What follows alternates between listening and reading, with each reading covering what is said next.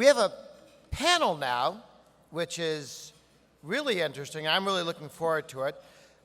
It's going to be emceed by Rebekah Mercer. If you guys can come up as I call you. Rebekah Mercer, one of the reasons President Trump is referred to as President Trump. And thank you for your leadership there. On the panel also will be Robert Epstein, who is a PhD in psychology at Harvard University, an editor-in-chief of Psychology Today, and he's going to be talking about his research on Google search result manipulation. We also have Peter Schweizer. Come on up, guys. Come on up. And who you know is an investigative journalist. He's the president of the Government Accountability Institute with Breitbart News and has been with the William J. Casey Research Fellow at Stanford. And Matthew Taylor, who you all know is the producer of the documentary film The Creepy Line, dealing with Facebook also. Rebekah, I will leave these people to your tender mercies.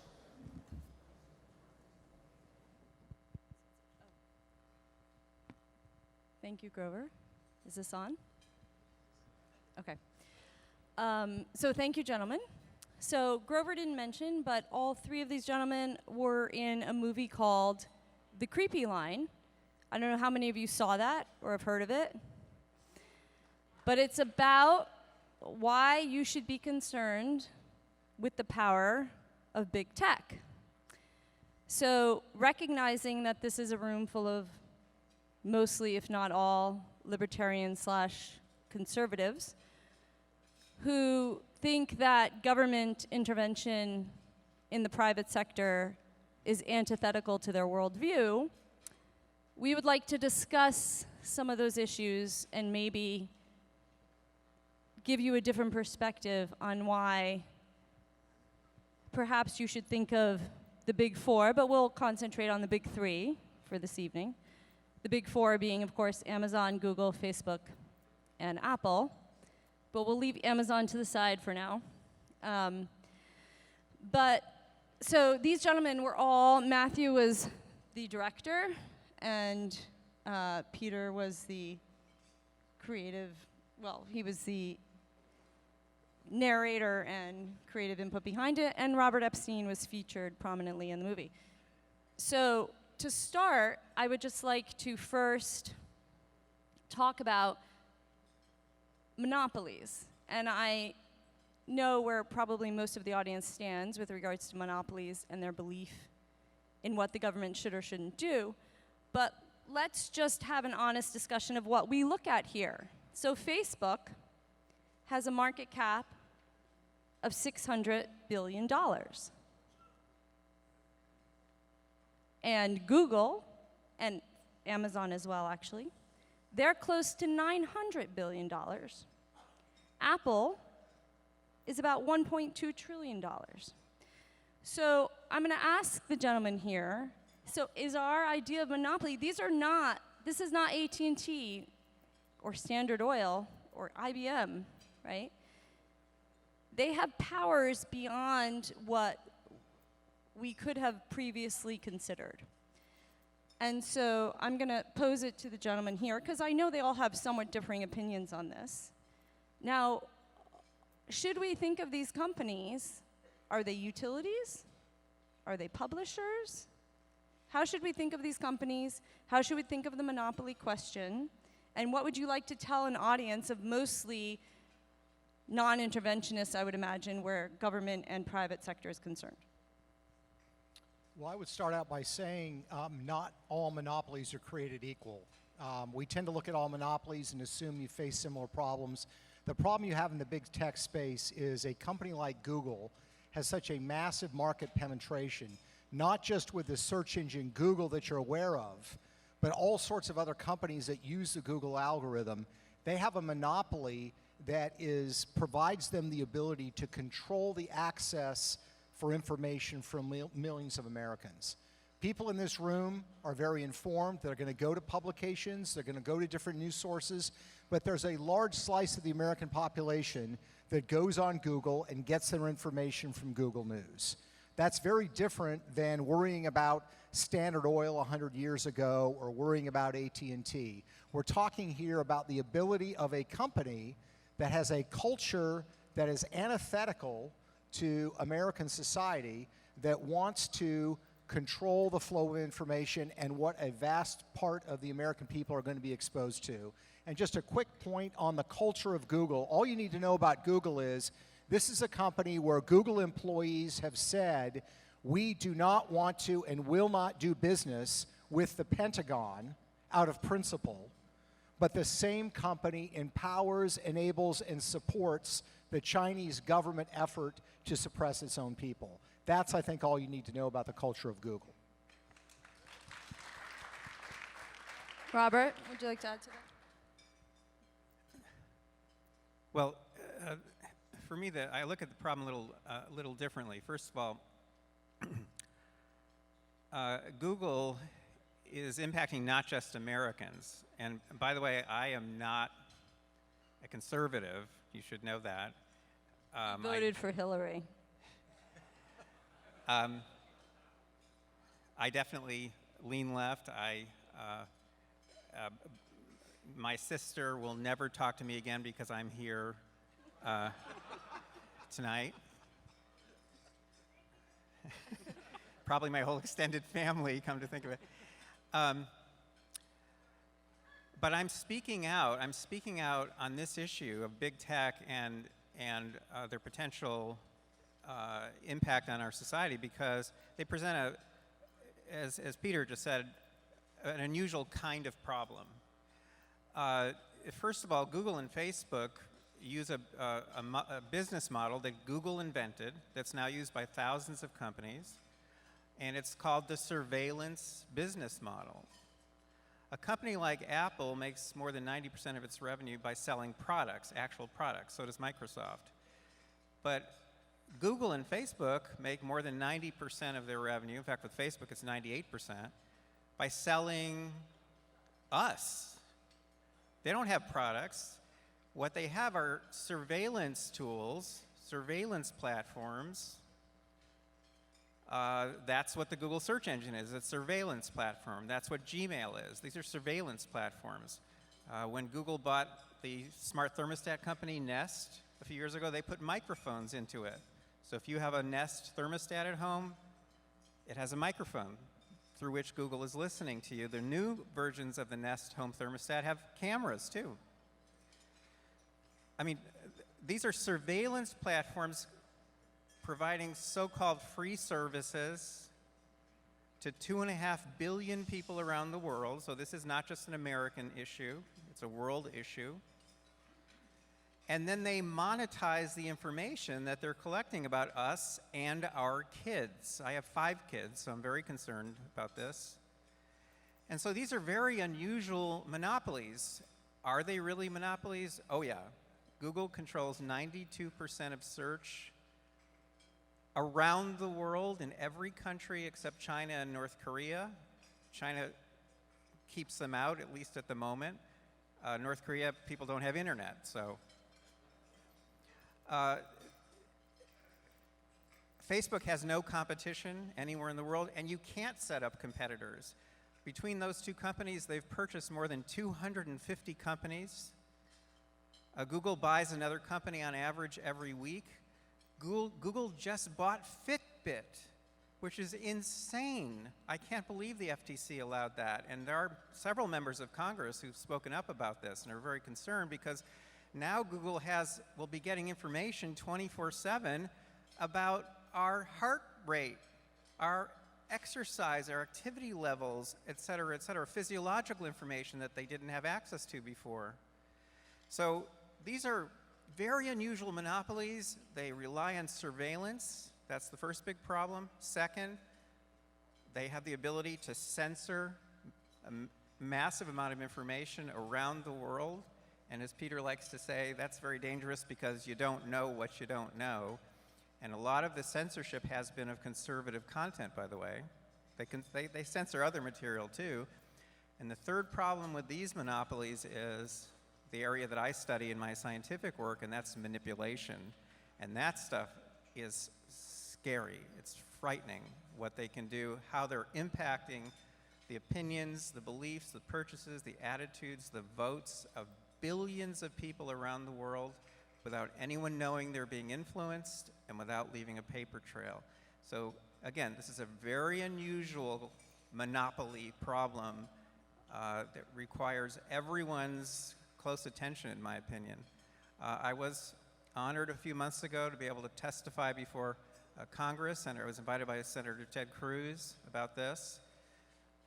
Senator Cruz is extremely concerned, and all of you should be concerned, and not just because you're conservatives. You should be concerned because these companies present a threat to the democratic form of government and even to human autonomy, a threat of the sort that humankind has never faced before. Thank you, Robert. Matthew. That's tough to follow up. I'd like to build on that. I see Google and Facebook as a new form of government that has no accountability to the people. I mean, look, we've all fought the feds, private versus public, but imagine a private company that has all of the attributes that were just discussed having merged with our own government to help write the policy and steer the ship. And the thing is, we've always worried about the government and government intervention, but the government's dumb and clumsy. These companies have none of the inefficiencies of the government, and they know more. People always bring up with me, oh, the NSA. Well, the NSA is not looking for me, so I'm not worried, but Google's looking for me. Google cares if I buy a pack of gum. They do care about that, and they've tracked it, and they know we're all here, and they will act like a government, and they will enforce things like a government. And our government is just sitting by. There's nothing they can really do because Google's always in the room. They're in the revolving door. So I would say they are a monopoly, but they're like a 21st century style government that we've never seen in the history probably of the world. And that's my 2 cents. Okay, thank you. And nobody even touched on that. So I'm sure you guys are aware of, so they claim they're not monopolies, but they're all ideologically aligned. So you have Apple and Google pretty much own the entire share of the cell phone industry. And Apple can completely control who is on their app store. Completely control. With a flip of a switch, they can kick you off. You can invest millions of dollars into your app. They don't have to tell you why. They don't have to give a reason. They can kick you off.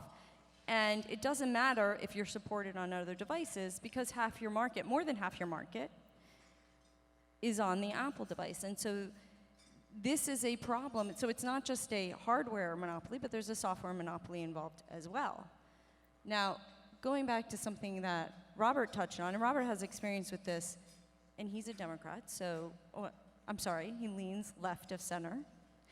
But I don't know how many of you are aware. Now, this was in the creepy line, but I don't know how many of you are aware of exactly what Google can do and how it does it.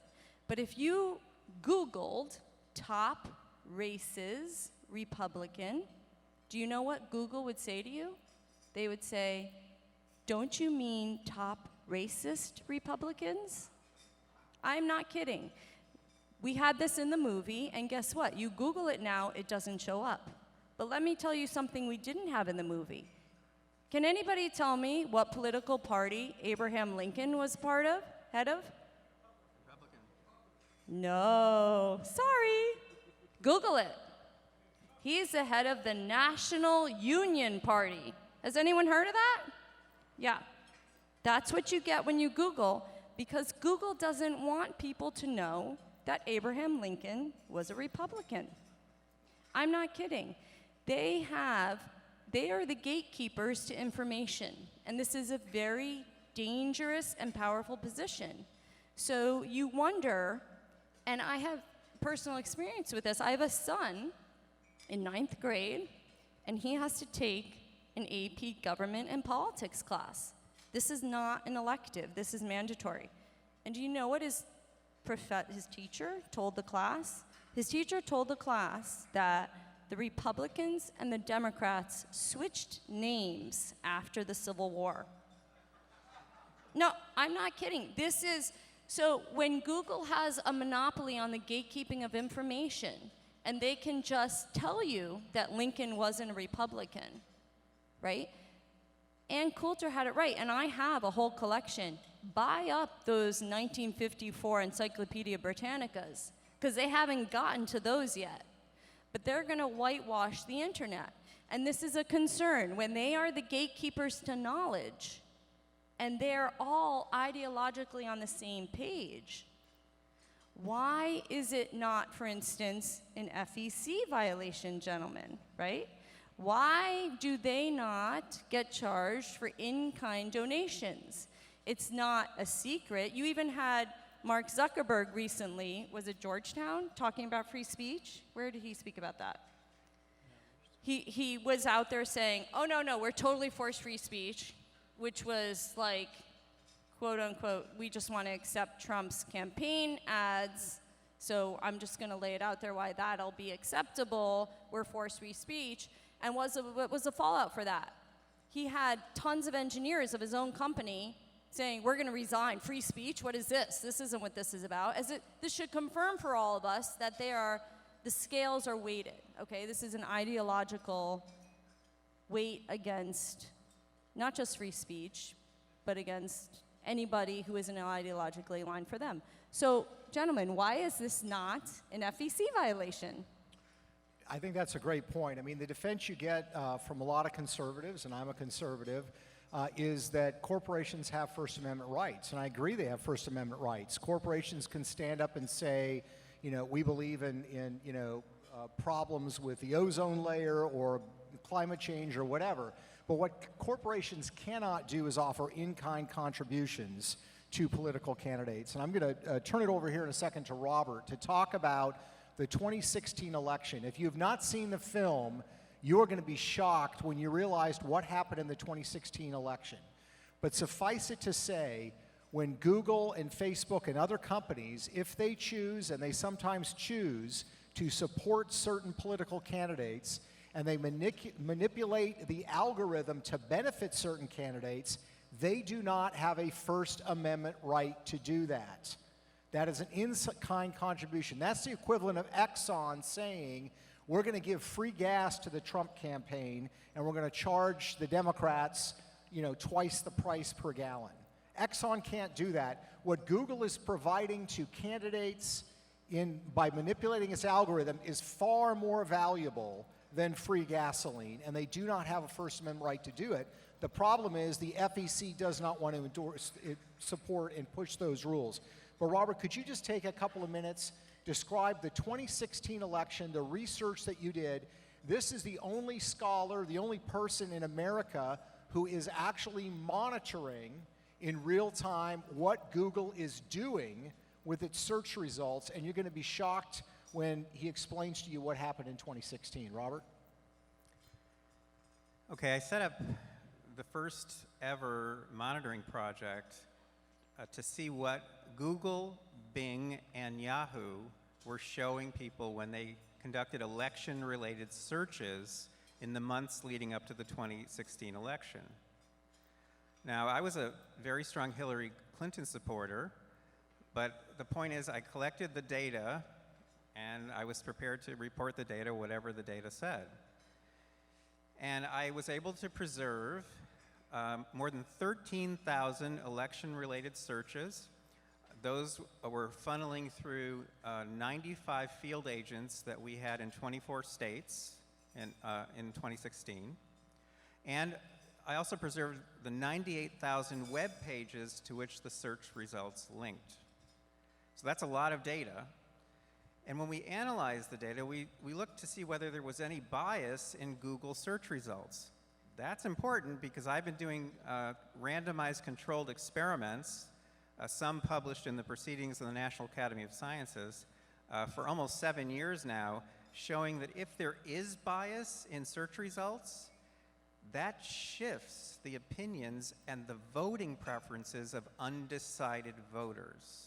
So it's not going to apply to most of the people in this room, but just think undecided voters, okay? And I calculate, well, this is what we found. What we found is that there was very strong pro-Hillary Clinton bias in all 10 search positions on the first page of Google search results, but not on the Bing search engine or Yahoo, which, by the way, affect almost nobody because Google controls 92% of search worldwide. But the point is, I calculated that that level of bias, if it had been present nationwide, that would have shifted to Hillary Clinton somewhere between 2.6 and 10.4 million votes, with no one having the slightest idea that they have been manipulated because people can't see bias in search rankings, and without leaving a paper trail. Because search results, like lots of things we see on the internet, like news feeds, are ephemeral. Ephemeral meaning short-lived, right? They just appear, they're generated on the fly just for you, they impact your head, and then they disappear and they're gone. And they're not stored anywhere, and you can't go back in time and reconstruct them. Between 2.6 and 10.4 million votes, by how many votes did Hillary Clinton win the popular vote? Over 2.8 million votes. Now, I can tell you in 2016 that Google and Facebook, they held back on the manipulations that they could do. We monitored again in 2018. This time we preserved more than 47,000 election-related searches on Google, Bing, and Yahoo. We also learned, by the way, how to preserve search suggestions, answer boxes, and some other things. We found pro-liberal bias in all 10 search positions on the first page of Google search results, but not on Bing or Yahoo. If that had been present nationwide, that would have shifted upwards of 78.2 million votes to Democrats, with no one knowing that's had occurred. Now, that was a midterm election that would have been spread across hundreds of elections, but still, think of the power. Think of the power that these companies have. And if we don't have monitoring systems like the ones I've developed in place, do you know how many votes these companies, if they all are supporting the same candidate next year, do you know how many votes they can shift next year? 15 million votes, with no one knowing that they're doing it and without leaving a paper trail. If there is no monitoring system in place in 2020, and I'm the only one who's ever built them so far, guess what? The conservatives will lose, and you won't even know what hit you. Now, why am I speaking out, given that I don't have a conservative bone in my entire body? Because I love America, because I love democracy, because I believe in the free and fair election.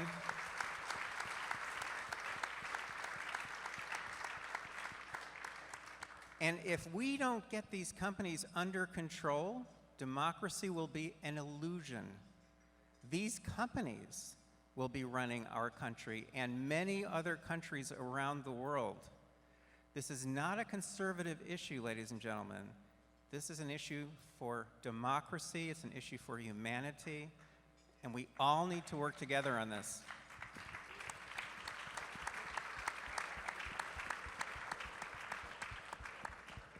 Yeah, I mean, and that doesn't include all the felons and dead people and triple people who vote and the bust-in people, right?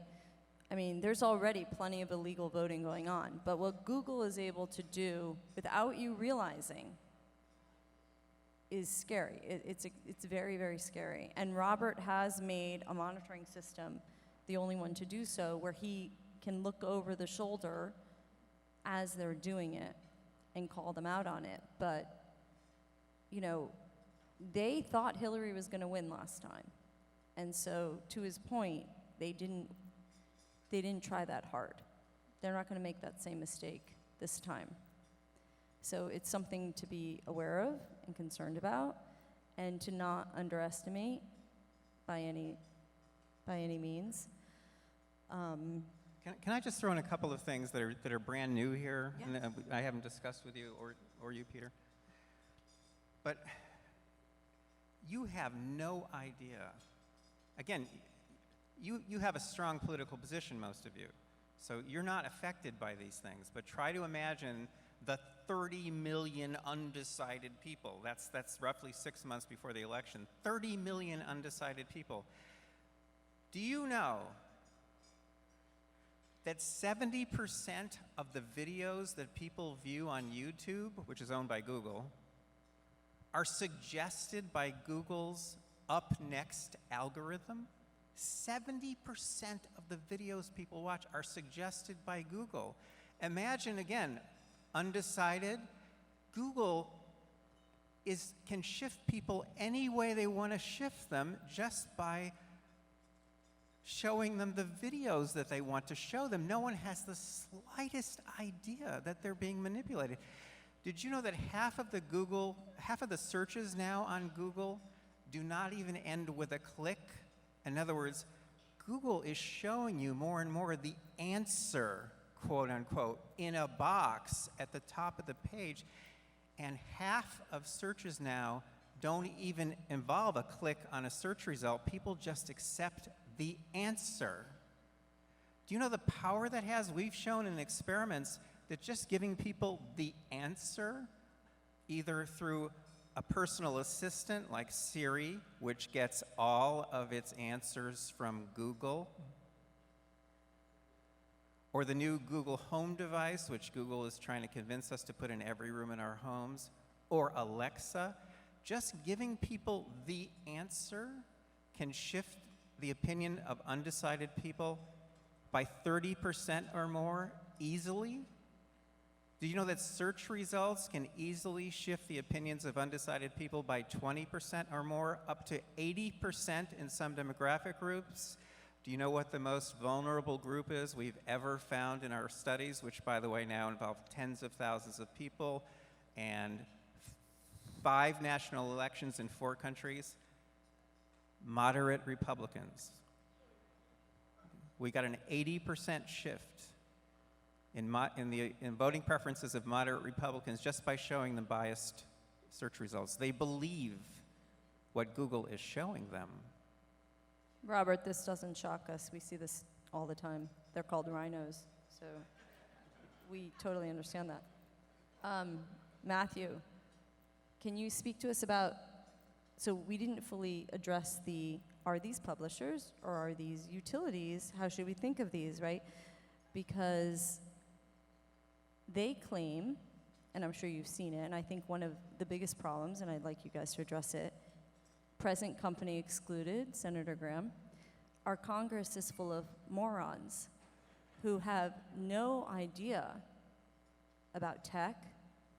Not only no idea about tech, but it doesn't even occur to them to reach out to people who have an idea about tech and say, hey, what questions should I be asking these guys?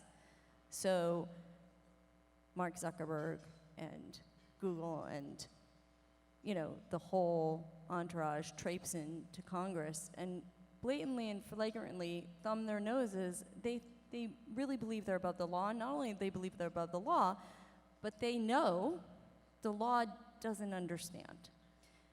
And they don't know how to hold them accountable, and they don't even know the correct questions to ask. So we have an existing law, Section 230, right? And these companies try to straddle that and play both sides of that law. So Matthew, maybe you can speak to that and say what they're doing, why they claim they're not publishers. Are they publishers? I think we all have an opinion on that. Maybe you can Absolutely. give us yours. So just so everyone knows, CDA 230, or the Common Decency Act, was an act that came out in the mid-90s. It was bipartisan for these new companies, like, say, a Craigslist, saying, look, you are not responsible for what people put on your platform. If I sell a bum couch, the buyer can't sue Craigslist. It was called the Safe Harbor Law. And the idea was this was a very innovative law. It allowed companies to build platforms and people could come on board. And as long as the platform remained neutral. The government did not regulate them. And so Google, Facebook, MySpace, all these platforms came out of the safe harbor law. Many are coming out today, Uber and all these other ones. But lately, these companies have been shifting towards being more media companies. And I think this really does apply mostly to Facebook. Google has some instances where this is problematic, but Facebook mostly, since now they are probably the largest news platform on the face of the earth. And so if you're the New York Times, you are regulated. If you are, if you are CNN, you're regulated. If you're Fox, you're regulated. Because you're a media outlet. You are responsible for the things on your platform. And so Facebook has been straddling this CDA 230 while getting all the benefits of CDA 230 while basically breaking it. Lately, in the past couple, I believe it was maybe 6 weeks ago, Mark Zuckerberg said something along the lines of, and it's kind of strange because he kind of broke his own rules by saying, well, we are kind of a publisher, but of course the government did nothing. There is thoughts that I've heard that the current Congress, which has accomplished absolutely nothing in their term, may end up completely blowing away the safe harbor law for everybody.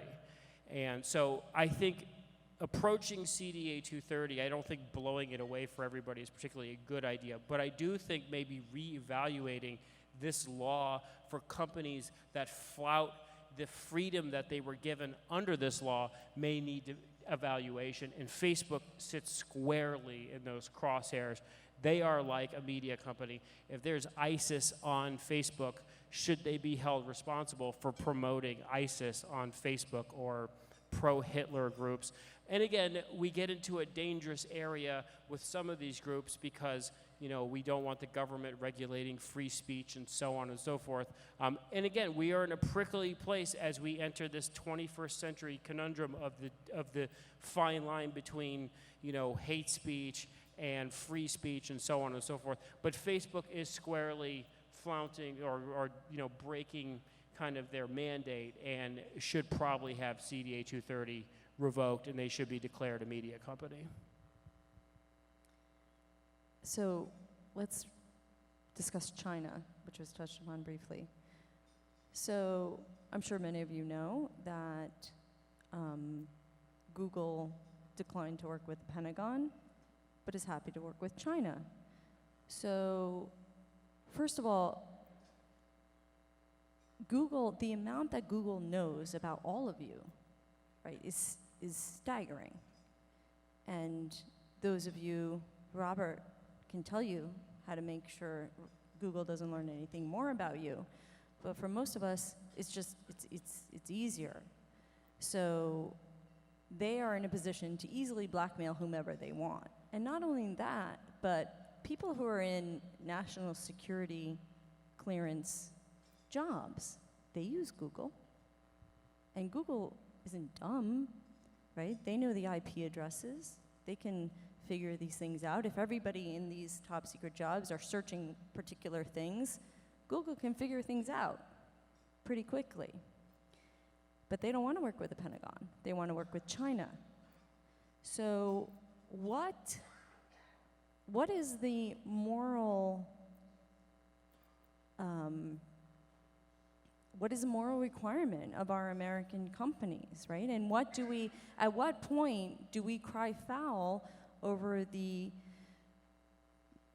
one of our biggest companies, happy to work for an adversarial power, but not happy to work for us?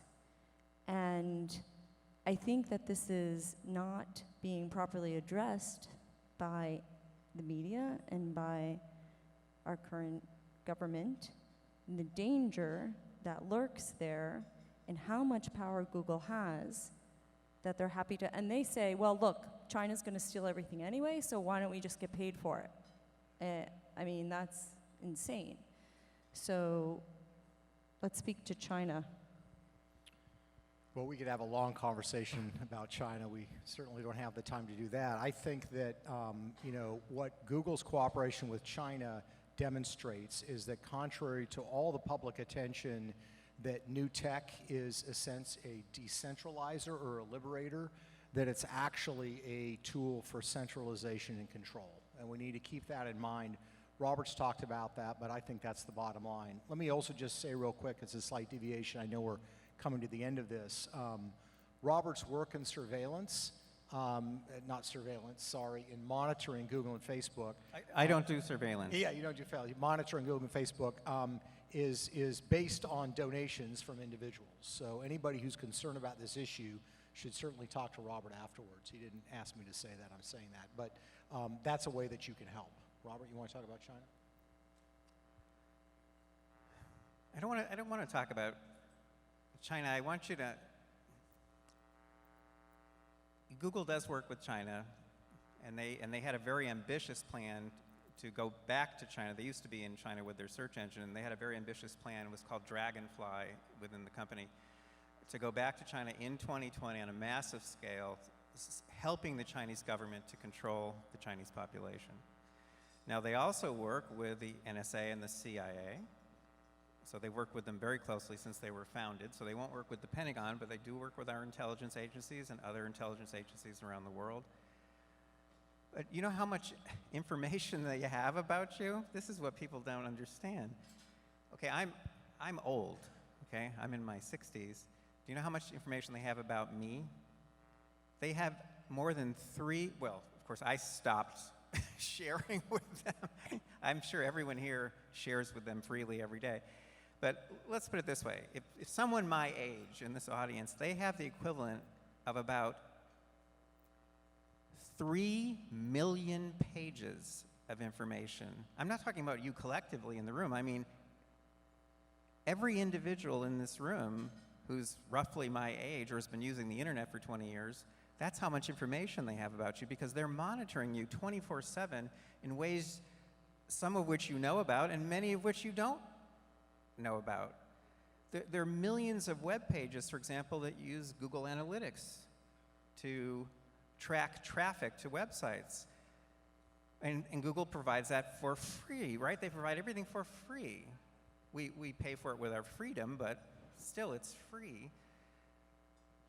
But the problem is, according to Google's terms of service, if you're using a Google product, even if you don't know you're using a Google product, they have a right to track you. So they're tracking you not just when you use google.com or Gmail or Chrome or YouTube. They're tracking you on tens of millions of websites. Every single thing you do is being tracked. That's why they have millions of pages of information about you. That's also why they've invested in DNA companies, such as 23andMe. That's why when they bought the Nest smart thermostat company, the first thing they did was put microphones into the smart thermostats. Some of you have those at home, maybe, the Nest thermostat? The new version of the Nest thermostat has cameras in it. And Google has had patents issued recently about how to analyze data coming in from microphones in people's homes, for example, to figure out whether your kids are brushing their teeth enough, what your sex life is like, or whether you're arguing too much, because think about it, all of that can be monetized. So we're talking about a threat that people don't understand. Everyone is just freely giving away all their information. You don't need to. There are ways to block that. I'm trying to teach Rebekah a couple of tricks. I have not received a targeted ad since 2014. So there are ways to protect yourself and your children. You should learn them. You should learn the nature of the threat. And if you want to help me build a big, comprehensive, credible monitoring system to monitor the 2020 election, when these companies are going to go all out, I guarantee it, please let me know after we're finished. Thank you. Matthew, do you have something to add? Well, I am going to talk about China because I got a couple things to say. So, I just want to set kind of a scene about Google here. Sergey Brin was born in the Soviet Union. Google pulls out of China, I think it was 2006, right? You know, human rights violations. In fact, this was a moment they're good guys. So by going back to China, they know beyond the shadow of a doubt what they are doing. It's not like Starbucks trying to get the big market share. It's not even like Apple trying to sell a bunch of iPhones. Google knows exactly what they are doing when they go to China and they work with the government and they work on their artificial intelligence programs, because those artificial intelligence programs are used by the Chinese government to round up not thousands, not hundreds of thousands, but millions of people. That's what Google will be empowering by working with the Chinese government. And here's the thing, they know better. They know, because they left citing human rights violations and they are going back. Thank you. So I don't want to keep us too long. Reached our end. I don't know what the if we're supposed to take questions or if we're just supposed to end. Bob, do you have a preference? Okay, so we won't take questions. Unless anybody has a question and wants to shout it out, we're happy to take them. Oh. What are we supposed to do? Yeah. Robert? Okay, that's my cue. You know, a couple of weeks ago, I was in D.C. and I was invited to a dinner, private dinner with Ted Cruz, Senator Cruz. I'm not a conservative, and we didn't talk politics. We talked for 3 hours and 45 minutes about what to do about big tech. I mean, he's consumed with this. And there are things that can be done. I published an article in Bloomberg Business Week the day before I testified before Congress about how Congress or the FTC or the DOJ or maybe the European Union could quickly and permanently end Google's monopoly on search. So there are things that can be done. Monitoring systems are critically important, because if we don't have those in place, we'll never know what they're showing us and our kids, because most of what they're showing us is ephemeral. One of the leaks to the Wall Street Journal last year was an internal email from Google, and one of the Googlers was saying to all the others, how can we use ephemeral experiences to change people's minds about Trump's travel ban? They know exactly what the power is that they have, and they use this power. We just had leaks from Google in the past month or so from another Google software engineer who's been there for 8.5 years. He walked out with 950 pages of documents and a video. You know what these documents show? They show that Google's executives, including the one who testified before me in July, are lying to Congress. They're lying to us. I heard that Google representative say under oath, we have no blacklists. They have dozens of blacklists, and one of the simplest ways they can suppress your content is by adding the name of your website or your organization or you as an individual to a blacklist. That software engineer walked out with 2 of Google's blacklists. I've written about Google's blacklist for years, but I've never seen one. And you know what people at Google and Facebook have been saying? They're saying they're not going to let Donald Trump win. They're saying that in their internal communications, in their documents, in speeches that have leaked, on videos that have been leaked from the company. So we're not imagining this. 97% of donations from Google employees go to Democrats. And although I sympathize with that, again, when I think of the power these companies have, it kind of sickens me. So are there things we can do? Yes. The most important thing is to have monitoring systems in place so that the moment we catch them doing something, there's bias in news feeds, or there's bias in those YouTube video suggestions, or there's bias in search rankings, or there's bias in search suggestions, or many, many, many other things now. We'll find it, we'll detect it, we'll report it to the FEC, and it can be considered in-kind donations, in which case they're breaking the law. We'll report it to the media, we'll report it to Congress.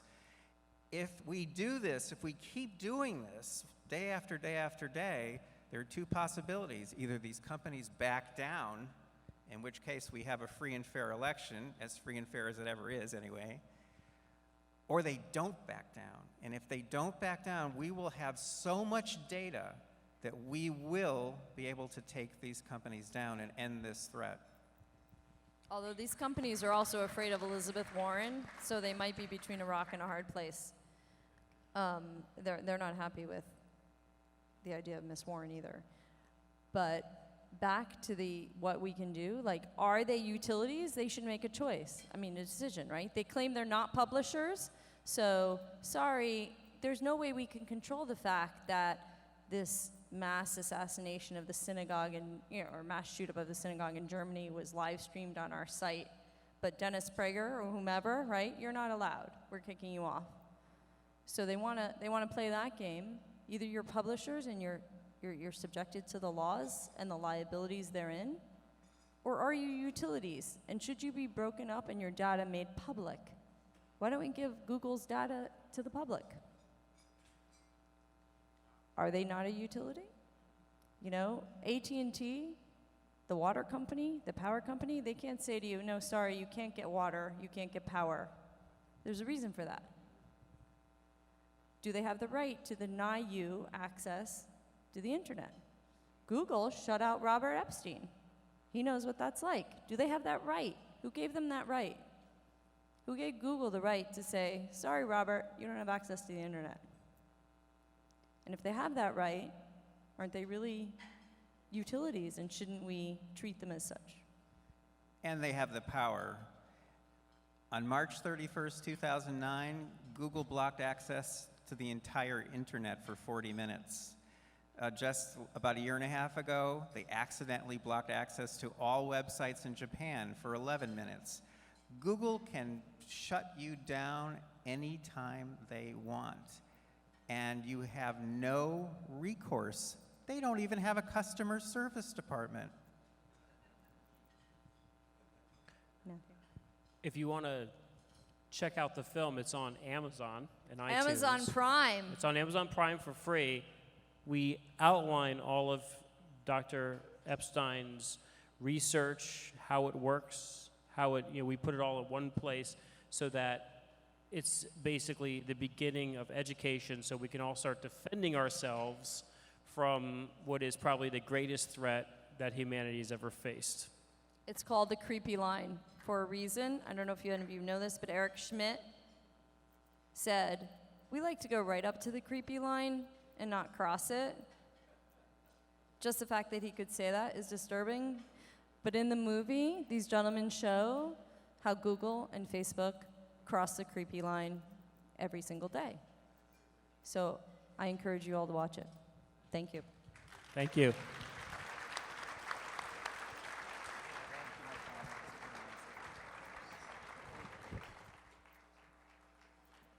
Thank you, Rebekah, Robert, Matt, and Peter. We are coming to the close of this evening.